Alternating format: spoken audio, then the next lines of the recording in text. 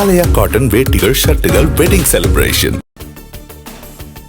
தமிழக அரசின் திட்டங்களில் முதல்வரின் பெயர் இடம்பெறக்கூடாது என சென்னை உயர்நீதிமன்றம் உத்தரவு. அரசு திட்டங்களுக்கு அரசியல் தலைவர்களின் பெயர்களை சூட்டுவதை அனுமதிக்க முடியாது என்றும் தலைமை நீதிபதி ஸ்ரீவத்சவா திட்டவட்டம். அரசு திட்டங்களில் முதலமைச்சர்களின் பெயர்களை தவிர்த்து புகைப்படங்களை மட்டும் பயன்படுத்தலாம் என சென்னை உயர்நீதிமன்றம் உத்தரவு. முன்னாள் முதலமைச்சர்களின் படங்களை பயன்படுத்துவது உச்சநீதிமன்ற உத்தரவுகளுக்கு எதிரானது என்றும் விளக்கம். திருவண்ணாமலையில் மினி டைடல் பூங்கா அமைப்பதற்கான பணிகளுக்கு காணொலி வாயிலாக முதலமைச்சர் மு.க.ஸ்டாலின் அடிக்கல். 37 கோடி ரூபாய் மதிப்பீட்டில் 63,200 சதுர அடியில் மினி டைடல் பூங்கா அமைவதாக தமிழக அரசு தகவல்.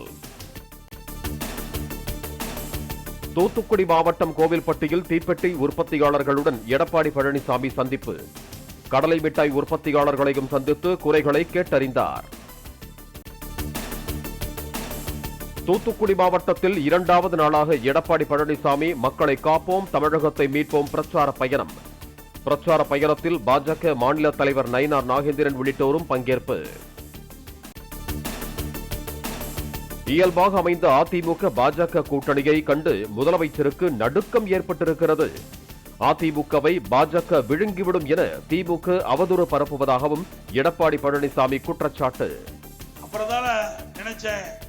அதிமுக பாரதிய ஜனதா கூட்டணி அமைச்சவுடன் இந்த முதலமைச்சருக்கு நடுக்கம் வந்து விட்டது. பாரதிய ஜனதா கட்சி விழுங்கிடுமா? வேண்டுமென்றே திட்டமிட்டு அவதூறு பிரச்சாரத்தை பரப்பி அரசியல் லாபம் தேட முயற்சிக்கிறார். அதிமுக பொதுச் செயலாளராக தேர்வு செய்யப்பட்டதை எதிர்க்கும் வழக்கை நிராகரிக்க கோரி இபிஎஸ் தாக்கல் செய்த மனு தள்ளுபடி. கட்சி விதிப்படி அடிப்படை உறுப்பினர்களால் பொதுச் செயலாளர் தேர்வு செய்யப்பட வேண்டும் என சென்னை உரிமையியல் நீதிமன்றம் தகவல். தனியார் ஆம்னி பேருந்து கட்டணம் உயர்வு குறித்து அறிவிப்பு விரைவில் வெளியாக உள்ளதாக தகவல். டீசல் செலவுக்கு ஏற்ப பயண கட்டணத்தை உயர்த்த கோரிய வழக்கின் உத்தரவை தொடர்ந்து அனுமதி வழங்கப்பட வாய்ப்பு. தமிழ்நாட்டில் அரசு பேருந்துகளுக்கான பயண கட்டணத்தில் எந்த மாற்றமும் இருக்காது என தகவல். போக்குவரத்து கழகங்களுக்கு ஏற்படும் கூடுதலான செலவுகளுக்கு தமிழக அரசு நிதி உதவி அளிக்கும் என்றும் அதிகாரிகள் விளக்கம். கவின் படுகொலை வழக்கில் காதலிக்கு சம்மன் அனுப்பி விசாரணை மேற்கொள்ள சிபிசிஐடி போலீசார் திட்டம். கொலை நடந்த நாளன்று கவின், சுர்ஜித் இடையே நடைபெற்ற உரையாடல்கள் தொடர்பாக விசாரிக்க நடவடிக்கை. இபிஎஸ்ஸின் அழுத்தத்தால் தேசிய ஜனநாயக கூட்டணியில் ஓபிஎஸ் புறக்கணிக்கப்படவில்லை. மதுரையில் பேட்டியளித்த நயினார் நாகேந்திரன் விளக்கம். கூட்டணியில் இருந்து விலக வேண்டாம் என செல்போனில் தொடர்பு கொண்டு ஓபிஎஸ்ஸிடம் பேசியதாக நயினார் நாகேந்திரன் தகவல். தனிப்பட்ட பிரச்சினைக்காக கூட ஓபிஎஸ் விலகி இருக்கலாம் எனவும் விளக்கம். திமுக கூட்டணியில் இருந்து மதிமுக வெளியேறுவதாக அபாண்டமான தகவல்கள் வெளியிடப்படுகின்றன. பாஜகவுடன் இம்மியளவும் மதிமுக உறவு வைத்துக் கொள்ளாது என்றும் வைகோ விளக்கம். சென்னையில் காவல் வாகனத்திற்குள் வைத்து போலீசாரை ரவுடிகள் தாக்கி கொலை மிரட்டல் விடுத்ததால் அதிர்ச்சி. விசாரணைக்காக எழும்பூர் நீதிமன்றத்தில் ஆஜர்படுத்திவிட்டு மீண்டும் சிறைக்கு அழைத்துச் செல்லும் வழியில் அட்டூழியம்.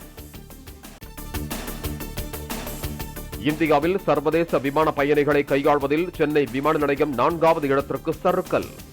4வது இடத்தில் இருந்த பெங்களூரு விமான நிலையம் 3வது இடத்திற்கு முன்னேற்றம். செப்டம்பர் 9ஆம் தேதி நடைபெறுகிறது குடியரசு துணைத் தலைவர் பதவிக்கான தேர்தல். ஆகஸ்ட் 7ஆம் தேதி வேட்புமனு தாக்கல் தொடங்கும் என இந்திய தேர்தல் ஆணையம் அறிவிப்பு.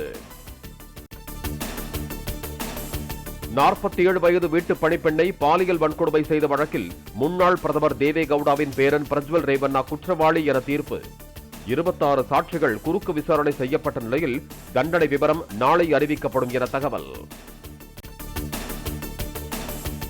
கர்நாடக மாநிலம் தர்மஸ்தலாவில் நடைபெறும் சிறப்பு புலனாய்வு குழுவின் அகழாய்வில் 15 மனித எலும்புகள், பான் கார்டு, வங்கி டெபிட் கார்டு கண்டெடுப்பு. நேத்ராவதி நதிக்கரையில் 100க்கும் மேற்பட்ட உடல்கள் புதைக்கப்பட்டதாக கூறப்படும் புகாரின் பேரில் தேடுதல் வேட்டை. இங்கிலாந்துக்கு எதிரான 5வது டெஸ்ட் கிரிக்கெட் போட்டியின் முதல் இன்னிங்ஸில் 224 ரன்களுக்கு இந்திய அணி ஆல் அவுட். கருண் நாயர் 57 ரன்கள் எடுத்த நிலையில் 3 பேர் டக் அவுட், 2 பேர் ஒற்றை இலக்கத்தை தாண்டவில்லை. சிறந்த தமிழ் படம் உட்பட 3 தேசிய விருதுகளை வென்றது பார்க்கிங் திரைப்படம். சிறந்த குணச்சித்திர நடிகர் விருது MS பாஸ்கருக்கும், சிறந்த திரைக்கதை வசனத்திற்கான விருது ராம்குமார் பாலகிருஷ்ணனுக்கும் அறிவிப்பு. சிறந்த இசை அமைப்பாளருக்கான விருதை வாத்தி பட பாடலுக்காக பெறுகிறார் GV பிரகாஷ்.